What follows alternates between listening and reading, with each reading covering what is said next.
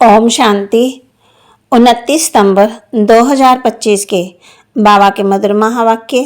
बाबा कहते, मीठे बच्चे, बाप आए हैं तुम्हें ज्ञान का तीसरा नेत्र देने, जिससे तुम सृष्टि के आदि मध्यांत को जानते हो। बाप आए हैं तुम्हें ज्ञान का तीसरा नेत्र देने, जिससे तुम सृष्टि के आदि मध्यांत को जानते हो। प्रश्न, शेरनी शक्तियाँ ही कौन सी बात हिम्मत के साथ समझा सकती हैं? शेरनी शक्तियाँ ही कौन सी बात हिम्मत के साथ समझा सकती हैं? उत्तर, दूसरे धर्म वालों को ये बात समझाना है कि बाप कहते हैं तुम अपने को आत्मा समझो, परमात्मा नहीं। आत्मा समझकर बाप को याद करो तो विकार विनाश होंगे और तुम मुक्ति धाम में चले जाएंगे। परमात्मा समझने से तुम्हारे विकार विनाश नहीं हो सकते। ये बात बहुत हिम्मत से शेरनी शक्तियाँ ही समझा सकती हैं। समझाने का अभ्यास चाहिए। गीत नैनहीन को राह दिखाओ प्रभु जी। ओम शांति। बच्चे अनुभव कर रहे हैं, रूहानी याद की यात्रा में कठिनाई देखने में आती है। भक्ति मार्ग में दर दर ठोकरें खानी ही होती है। अनेक प्रकार के जप तप यज्ञ करते, शास्त्र आदि पढ़ते, जिस कारण ही ब्रह्मा की रात कहा जाता। आधा गलब रात आधा गलब दिन। ब्रह्मा अकेला तो नहीं होगा, प्रजापिता ब्रह्मा है तो जरूर उनके बच्चे ब्रह्मा कुमार कुमारियां भी होंगे, परंतु मनुष्य नहीं जानते। बाप ही बच्चों को ज्ञान का तीसरा नेत्र देते हैं, जिससे तुमको सृष्टि के आदि मध्यांत का ज्ञान मिला हुआ है। तुम कल्प पहले भी ब्राह्मण थे और देवता बने थे, जो बने थे वही फिर बनेंगे। आदि सनातन देवी देवता धर्म के तुम हो, तुम ही पूज्य और पुजारी बनते हो। पूज्य से पुजारी फिर पूज्य बनते। बाप तो पूज्य पुजारी नहीं बनते। भारती आधा कल्प पुजारी बनता। आत्मा मानती है हम पूज्य थे, फिर हम पुजारी बने। तुम कहेंगे हम पूज्य पावन सो देवी देवता थे, फिर 84 जन्मों के बाद कंप्लीट पतित पुजारी बन जाते। अभी भारतवासी जो आदि सनातन देवी देवता धर्म वाले थे, उन्होंने तो अपने धर्म का कुछ पता ही नहीं। तुम्हारी इन बातों को सब धर्म वाले नहीं समझेंगे। जो इस धर्म के कहाँ कन्वर्ट हो गए होंगे वही आएंगे। ऐसे कन्वर्ट तो बहुत हो गए। बाप कहते हैं जो शिव के और देवताओं के पुजारी हैं उनको सहज ही अन्य धर्म वाले माथा कपाएंगे। जो कन्वर्ट होगा उनको टच होगा और आकर के समझने की कोशिश करेंगे, नहीं तो मानेंगे ही नहीं। जैसे आर्य समाजियों में भी बहुत आए हुए हैं, सिख लोग भी आए हुए हैं।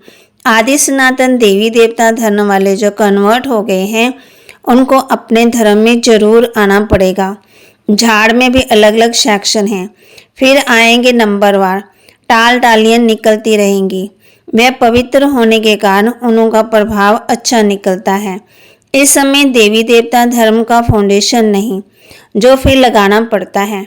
बहन भाई को बनाना ही पड़े। हम एक बाप के बच्चे, सब आत्माएं भाई भाई हैं, फिर भाई बहन बनते हैं।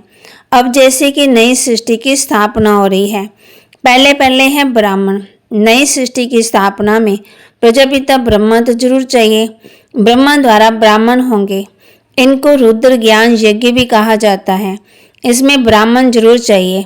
प्रजापिता ब्रह्मा की औलाद जरूर चाहिए। वह है ग्रेट ग्रेट ग्रैंडफादर। ब्राह्मण है पहले नंबर में चोटी वाले। बाबा हम बच्चों को कहते, इस समय तुम पुजारी से पूज्य बन रहे हो। तुम्हारा सबसे अच्छा यादगार मंदिर दिलवाड़ा मंदिर है। नीचे तपस्या में बैठे, ऊपर में राजाई और यहाँ तुम चैतन्य में बैठे।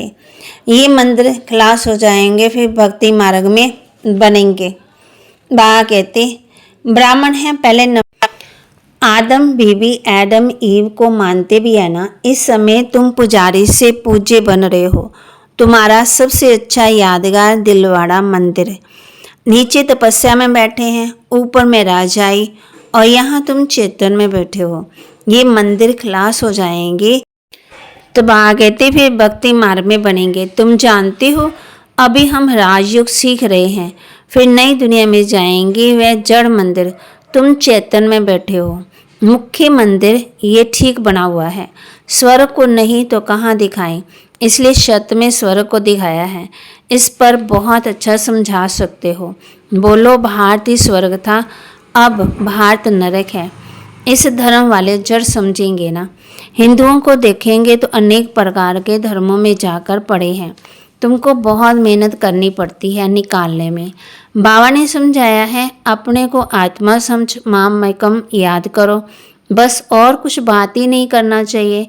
जिनका अभ्यास नहीं उनको तो बात करनी भी नहीं चाहिए, नहीं तो कहेंगे बीके का नाम बदनाम कर देंगे। अगर दूसरे धर्म वाले हैं तो समझाना चाहिए कि यदि तुम मुक्ति धाम में जाना चाहते हो तो अपने को आत्मा समझो, बाप को याद करो। अपने को परमात्मा नहीं समझो, अपने को आत्मा समझ बाप को याद करेंगे तो तुम्हारे जन्म जन्मांतर के पाप कट जाएंगे और मुक्ति धाम में चले जाएंगे। तुम्हारे लिए ये मनमना भव का मंत्र ही बस है, परंतु बात करने की हिम्मत चाहिए। शेरनी शक्तियाँ ही सर्विस कर सकती हैं। सन्यासी लोग बाहर में जाकर वलायत वालों को ले आते हैं कि चलो तुमको स्पिरिचुअल नॉलेज देवें। अब वह बाप को जानते ही नहीं। बाप कहते हैं ब्रह्म को भगवान समझ क्या देते हैं, इसको याद करो, बस ये मंत्र दे देते हैं। जैसे किसी चिड़िया को अपने पिंजरे में डाल देते हैं, तो ऐसे ऐसे समझाने में टाइम लगता है। बाबा ने कहा था हर एक चित्र के ऊपर लिखा हुआ हो कि शिव भगवान आवाज। तुम जानते हो इस दुनिया में धनी बिगड़ सब निर्धन के हैं। पुकारते हैं तो माता पिता हम बालक तेरे। अच्छा, उनका अर्थ क्या है? ऐसे ही बोलते रहते तुम्हारी कृपा से सुख गनेरे। अब बाप तुमको स्वर्ग के सुख के लिए पढ़ा रहे हैं, जिसके लिए तुम पुरुषार्थ कर रहे हो। जो करेगा वह पाएगा। इस समय तो सब पतित हैं, पावन दुनिया तो एक स्वर्ग ही है। यहाँ कोई भी सतो प्रधान हो न सके। सतयुग में जो सतो प्रधान थे वही तमो प्रधान पतित बन जाते हैं। तो बाबा कहते क्राइस्ट के पीछे जो उनके धर्म वाले आते वह तो पहले सतो प्रधान होंगे। जब लाखों के अंदाज में होते तब लक्ष्य तैयार होता है लड़कर बादशाही लेने के। उनको सुख भी कम तो दुख भी कम। तुम्हारे जैसा सुख तो किसी को मिल ना सके। तुम अभी तैयार हो रहे हो सुख धाम में जाने के लिए। बाकी सब धर्म वाले स्वर्ग में थोड़ी आते हैं। भारत जब स्वर्ग था तो उन जैसा पावन कोई होता ही नहीं। जब बाप आते हैं तब ही ईश्वरीय राज्य स्थापन होता है। वहाँ लड़ाई आदि की बात ही नहीं। लड़ना झगड़ना तो बहुत पीछे शुरू होता है। भारतवासी इतना नहीं लड़े, थोड़े आपस में लड़कर अलग हो गए। द्वापर में एक दो पर चढ़ाई करते हैं।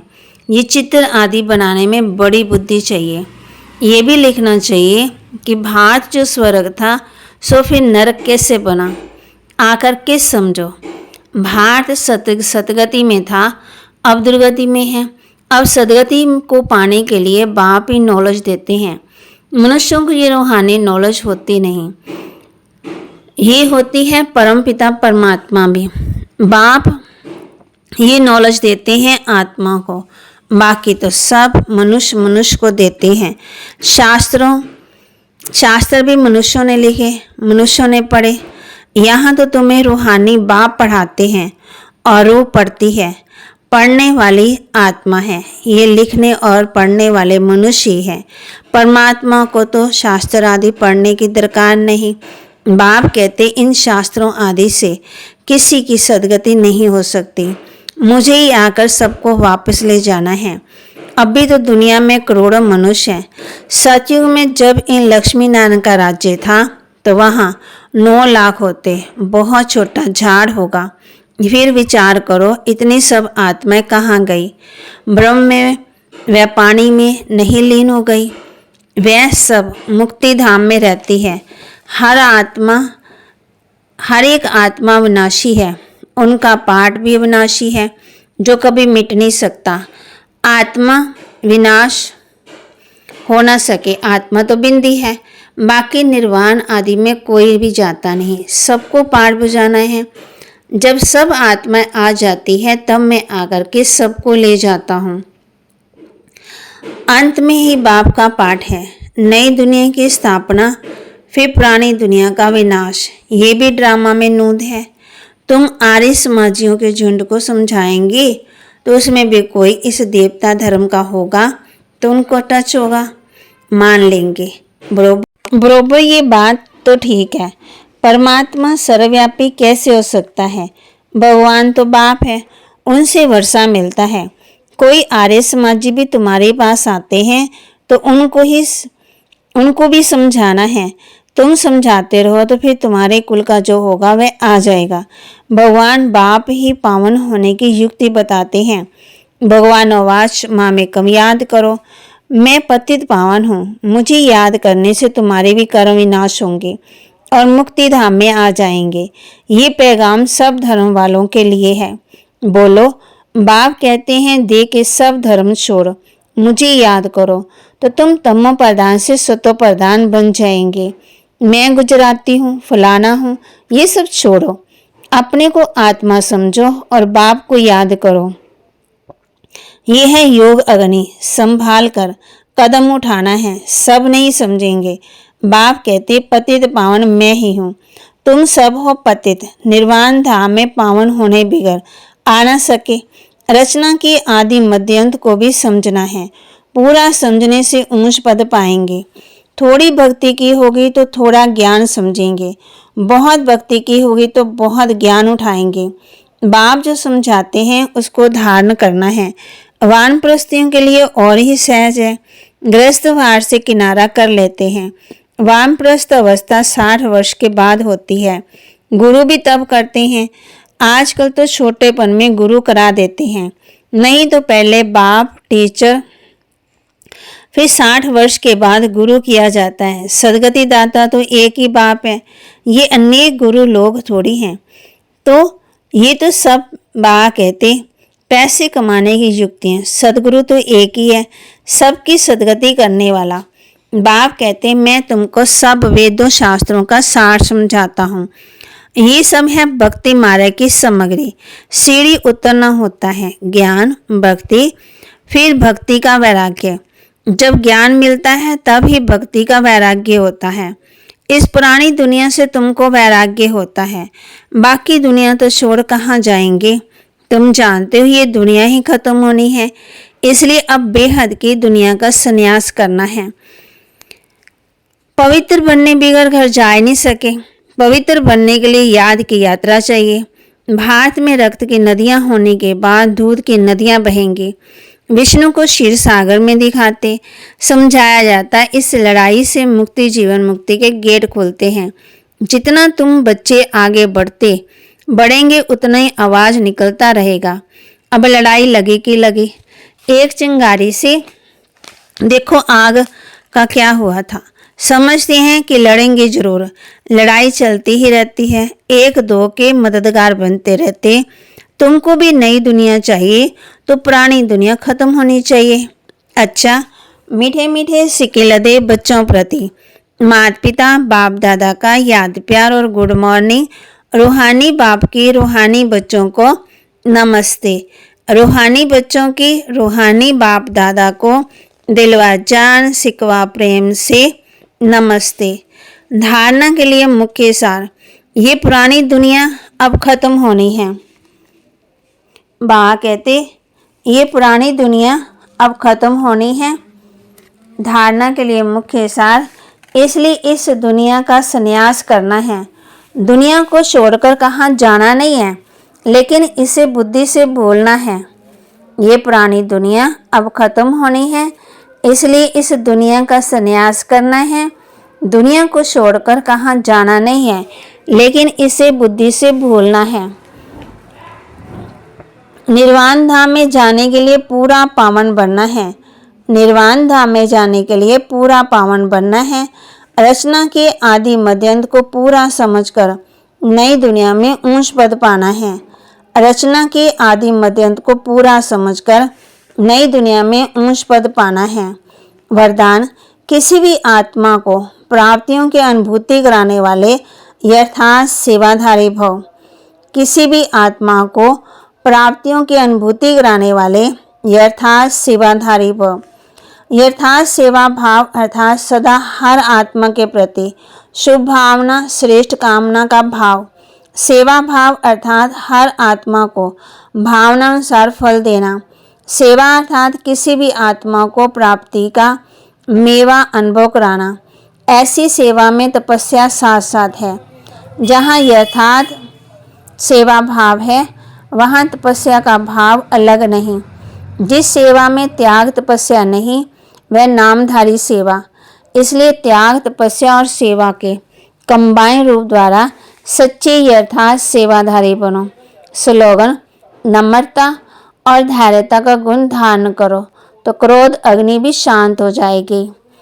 बाबा कहती है नम्रता और धैर्यता का गुण धारण करो तो क्रोध अग्नि भी शांत हो जाएगी। अव्यक्त इशारे। अब लगन की अग्नि को प्रज्वलित कर योग को ज्वाला रूप बनाओ। अभी निर्भय ज्वालामुखी बन।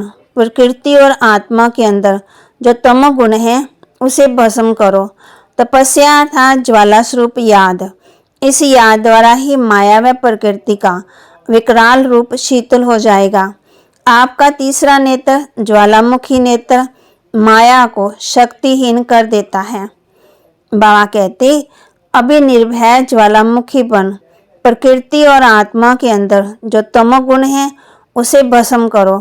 तपस्या अर्थात ज्वाला स्वरूप याद। इस याद द्वारा ही माया व प्रकृति का विकराल रूप शीतल हो जाएगा।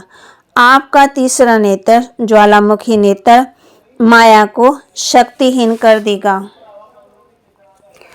तो बाबा के महावाक्य को लाइक करें, शेयर करें, सब्सक्राइब करें और अपने जीवन में धारण भी करें। ओम शांति।